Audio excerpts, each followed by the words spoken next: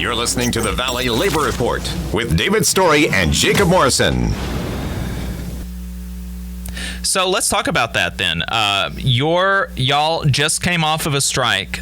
Y'all just won a contract. What was it that made y'all go on strike? Because, even, and I don't know, maybe y'all just have a more militant membership and y'all are like, we're going to go on strike every contract. But most people don't want to do that, right? For most folks, a strike is going to be their last resort, because it does mean going without a paycheck for some amount of time. And I don't know if your union gives strike benefits, but strike benefits are definitely not going to be as much as your paycheck. And so, it's difficult to actually go on strike and to go on a successful strike. So what was it that New York University was trying to do that y'all felt was such that you had to go on strike to be able to get a better contract? Yeah, absolutely. I mean, I will say that our union is militant, or at least we have, a contingent of very militant people. I think, as Lee said, a lot of us came here because we knew we were unionized. A lot of us are just, avowed leftists. But there are also a lot of people in our union who are not. We have, I think that's a good way to be. I think it would be good if every union just went on at like a minimum. You're going to have a week strike for every contract negotiation just to show the employer that we can do this. That should be like as routine as a strike authorization vote, I think. And show them where the real work is actually getting done. I mean, absolutely. And we did plan our contract. Like, we were very aware as we were going through our contract fight that, like, we were ready to strike, right? Mm-hmm.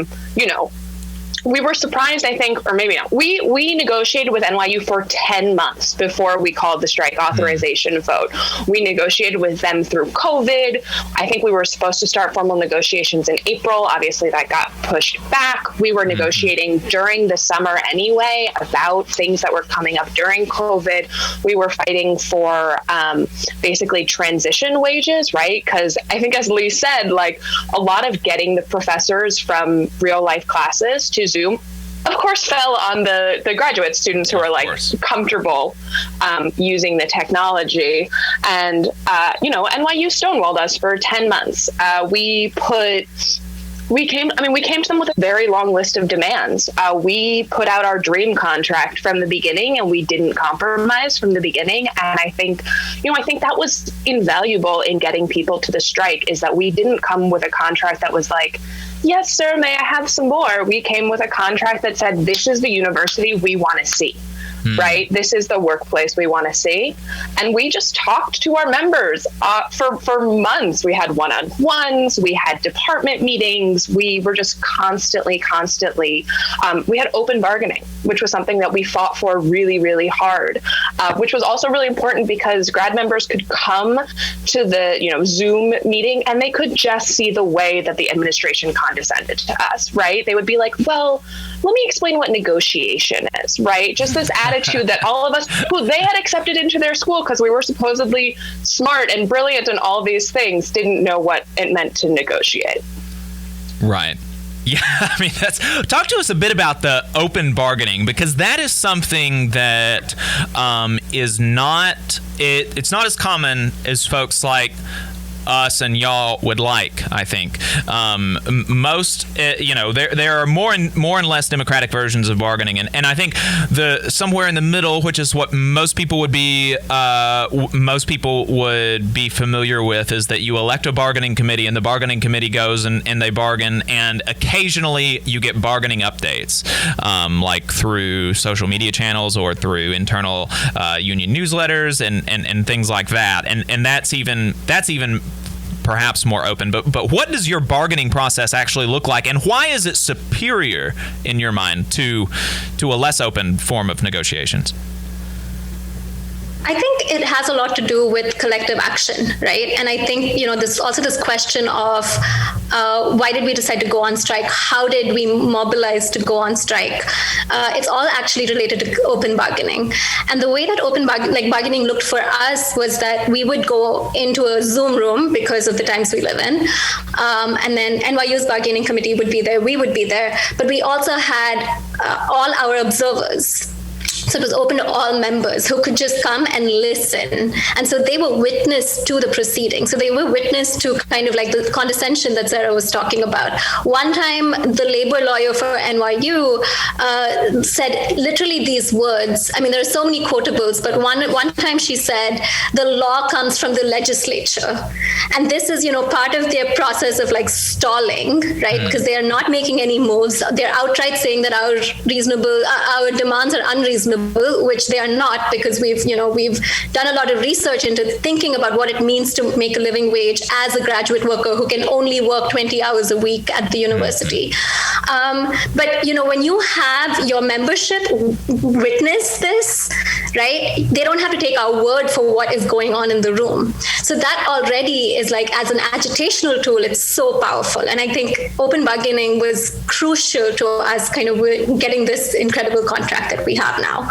And I think the second thing that I would like to say about open bargaining is that, the bargaining committee, it's not like, kind of like what you were saying, David, it's not one person, it's not one group of people, it's not the bargaining committee that's doing this work. The bargaining committee tends to be the most visible group of people often in contract negotiations, but they're not the ones doing all of the work. And I think the bargaining committee definitely felt so deeply supported by organizers, by membership, because once, so we would be in negotiations, and then we would break for caucus. And then in caucus, everyone that was at the bargaining session would join us in caucus, and then we would debrief it over there.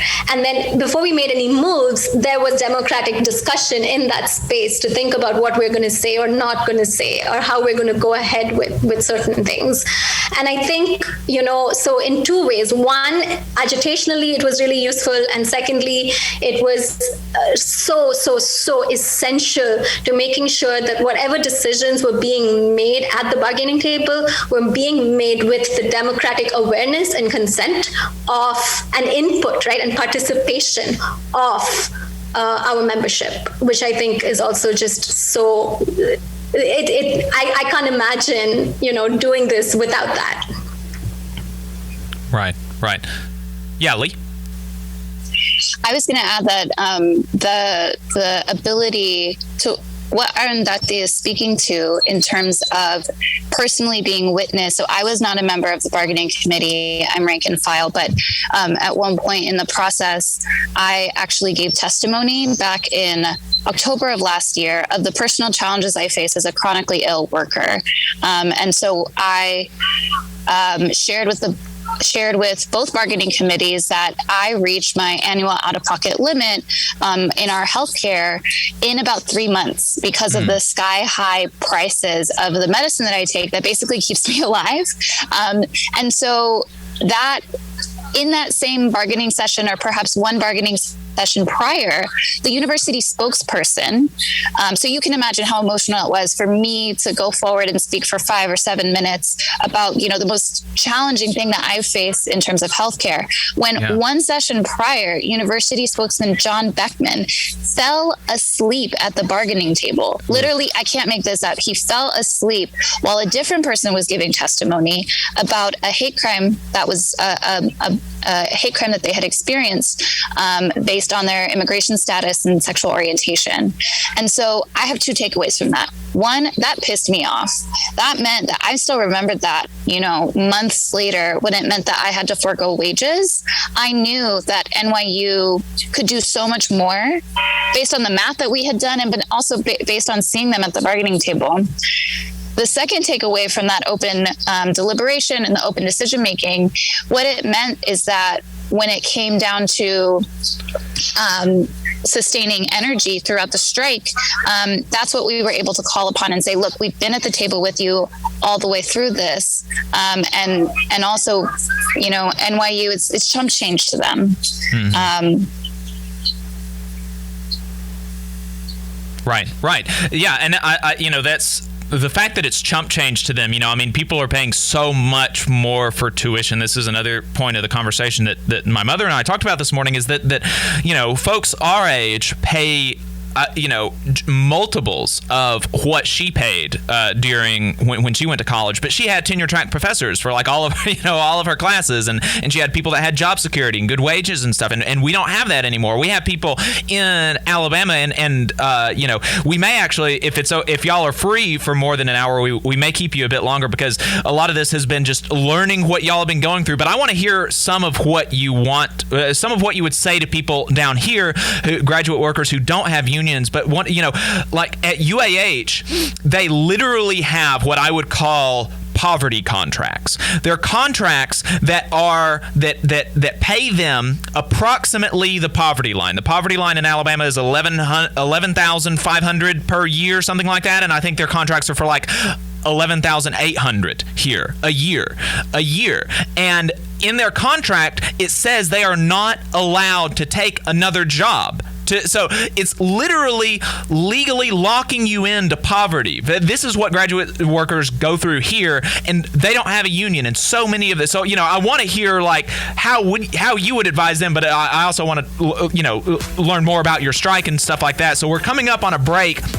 We're going to be talking more about the strike, how you were able to win it, and what you were able to win on the other side of this break. So make sure you stay tuned. We're talking to members of the Graduate Student Organizing Committee, representing grad workers at New York University, UAW Local 2110. Don't turn the dial. Stay tuned. You're listening to the Valley Labor Report.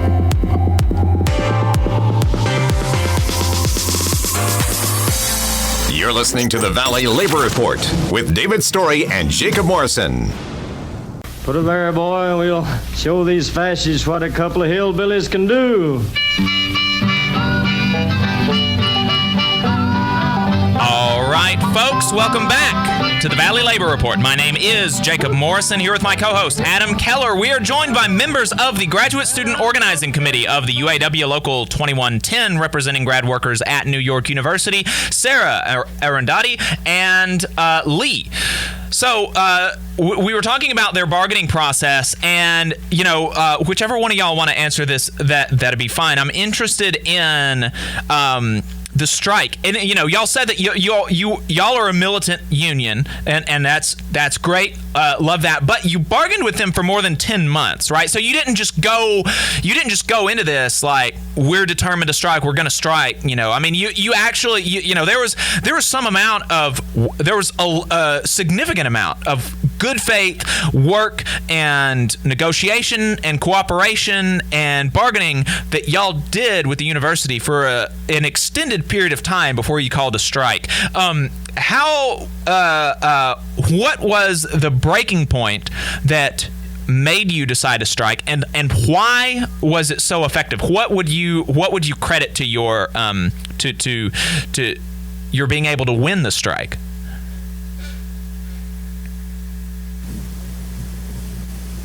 I can speak briefly to NYU's proposals, and I think one of the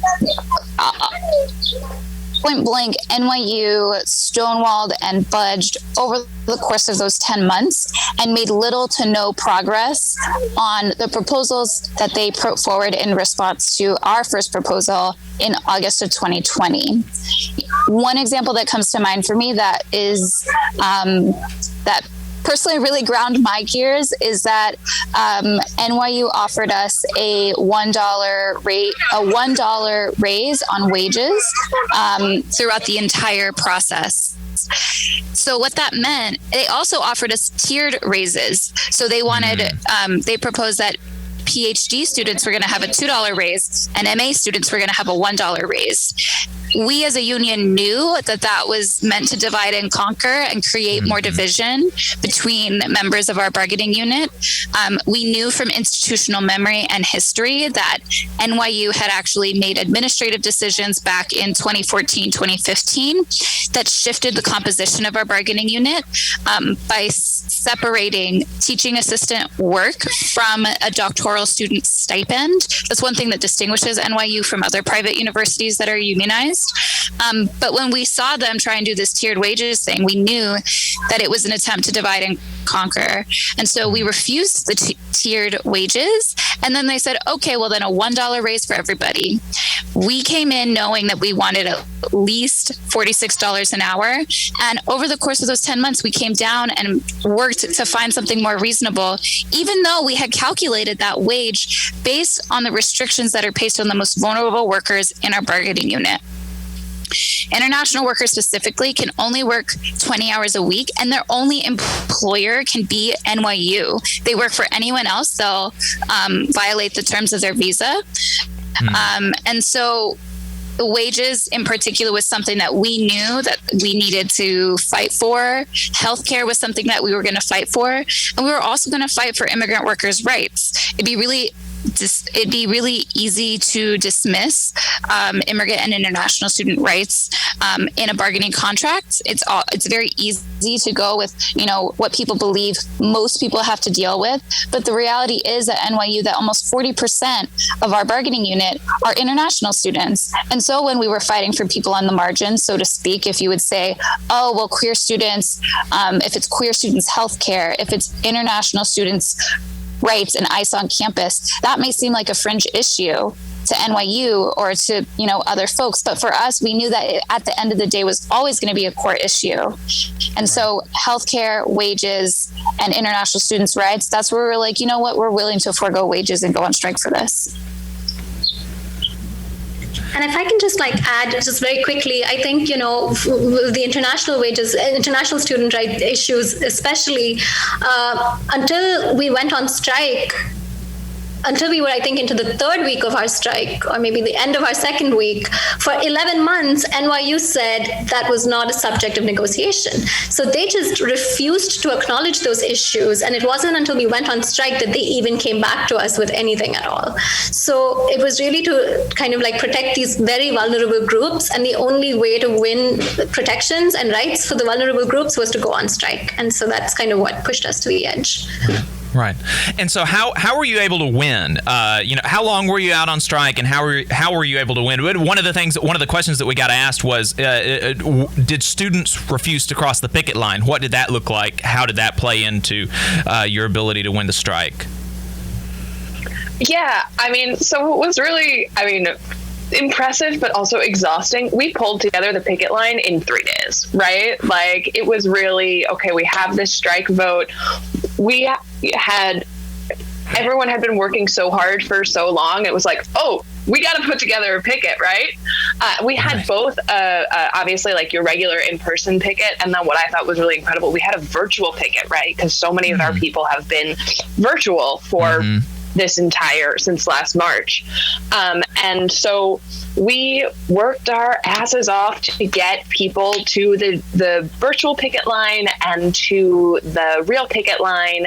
And then as negotiations were ongoing while we were on the picket, while we were on strike, we would have 50 or 90 people who had been in the virtual picket line, Zoom into the contract negotiations. We would have, we weren't allowed to have a live stream, right, of the bargaining negotiations, but we would be getting updates from the bargaining team while we were on the picket line, and we would be passing those forward. We were on strike for 3 weeks. We had the support of, there were scabs, we're not going to lie. There were scabs, and we had to fight the scabs. There were scabs among graduate students. There were scabs among professors. But yeah, one of my favorite stories was an undergraduate student actually streamed into her virtual class from the picket line. So she was marching, one We Are the Union, two a little bit louder, as she's zooming into her class with one of her scabbing professors. We had professors show up to the picket line. It was great. That's awesome. So that's really cool. So some of your a lot of the students did not go to class with scabbing professors and disrupted class sometimes when they did zoom into class. That's fantastic. Yeah, I just have to shout out YDSA, and we kind of got this. I'm going to show this T-shirt that we got made. I saw that. Video. So it's GSOC YDSA Solidarity because YDSA members at NYU really showed up and kind of were there every single day at the picket line, and we wouldn't have had such a successful strike if it weren't for their kind of commitment and just solidarity and really, really, really kind of going out of their way to support us. Mm-hmm. And so, undergraduates really, really were a huge part of this fight. Right. And what you mentioned is that, the students could really tell that the university just shut down when y'all were on strike in a lot of ways. Yeah, for sure. I think I remember this went viral, but one professor tried to take over a graduate instructor's class, and the students wrote to her saying, "No, you will not do that to our to our instructor. We really love her. She's amazing." And so, yeah, I think they were quite vocal, and actually it took a lot of courage, in my opinion, for them to stand up to the chair of a department. Absolutely. I definitely think so. And so that is, that's fantastic, that you were able to get so much support from the undergraduate workers, because that's another way that universities could divide people. They could say, look, they're trying to take away your education instead of they're trying to fight for you to have a better education, which is the message that y'all would be sending and the accurate message. But, the boss is going to try to divide within the bargaining unit and then, within the people that y'all are trying to that y'all are teaching. And so what were you able to win in the contract? So much. We were able to win so much, and I'm still kind of reeling from it. So one thing was that, the wages issue was really bad, and they were first they gave us these tiered wages, and then and then when we said, in fact, it's really interesting because they said $21 for master's students and $22 for PhD hourly workers. And then when we said, that's not okay for you to do this, they said, okay, we'll just give everyone $21. So that was actually also an instance, in my opinion, of regressive bargaining from them. But then eventually when we went on strike and everything, we ended up with a 30% raise from our previous contract. So from 2019, 2020 to 2020, 2021, we went from $20 an hour to $26 an hour. So that's a 30% raise. And the contract ends up at $30 an hour by the end of it. So that was a really huge win. Another really tremendous win was for healthcare. We have a huge healthcare fund now. So now we're in a position where a lot of people, healthcare costs, as we know, are just impossible in this country. And so people can go in, graduate workers can go in and apply for reimbursement from the healthcare fund for out-of-pocket costs. We also, the international and immigrant win is another huge one, because for the longest time that was not a subject of negotiation. And then all of a sudden, I think, the strike was working. We were becoming a nuisance. This university was coming to a halt because 40%, as Lee said, of all our workers are estimated to be international and immigrant workers. So we got protections from ICE, not just for graduate workers, but for all members of the NYU community. That's the language in our contract in the side letter. And also we got a fund for international and immigrant workers to file taxes, because their tax situation tends to be so complicated and the university refuses to help with that. So there's another fund that students can draw into. We have some great protections and some great benefits for parents, for new parents. We also have really good leave policies now. And I will add that, in terms of, I think, Adam, you raised this question of solidarity and intergenerational stuff. I think this also feeds into, in this kind of sideways way, these future contracts that are being negotiated right now, both at Columbia and Harvard, in a really big way. Because, at Columbia... Right. Arundhati, we're going to have to pick that up on the other side of the break. Make sure you don't turn the dial. We will be right back. Sorry. You're listening to the Valley Labor Report with David Story and Jacob Morris. The Valley Labor Report is also supported by listeners like you. If you value the work that we are doing, injecting a different perspective into talk radio, and you have the means, consider signing up for a monthly donation on patreon.com/The Valley Labor Report. Again, that's patreon.com/The Valley Labor Report to support our work and keep us on the air. You have questions. We have answers. News Talk 770 AM, 92.5 FM, WVNN. Depend on it. WVNN.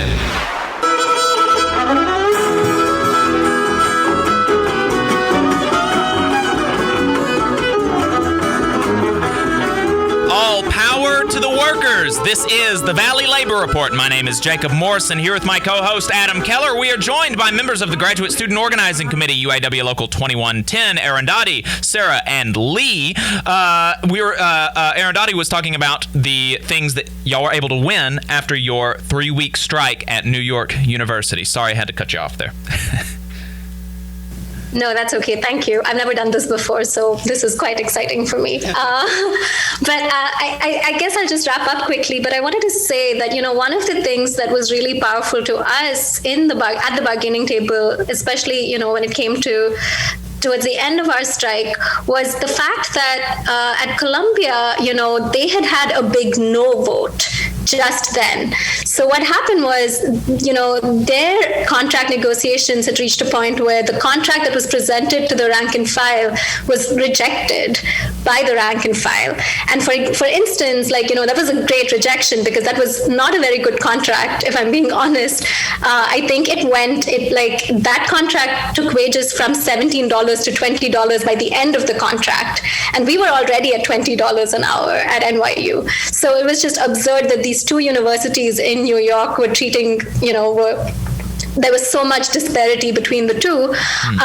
But the fact that contract was voted down really empowered us because I think it put some additional fear in NYU's heart. Not that I think they have a heart, but, I think it instilled some fear there. And then they were kind of terrified of that happening in our case as well, because we were on strike. The university operations had come to a halt and it looked like, uptown, at the uptown campus, things were not going according to plan. So, the solidarity that really extends across generations and across schools and across spaces is also so important. It empowers other fights.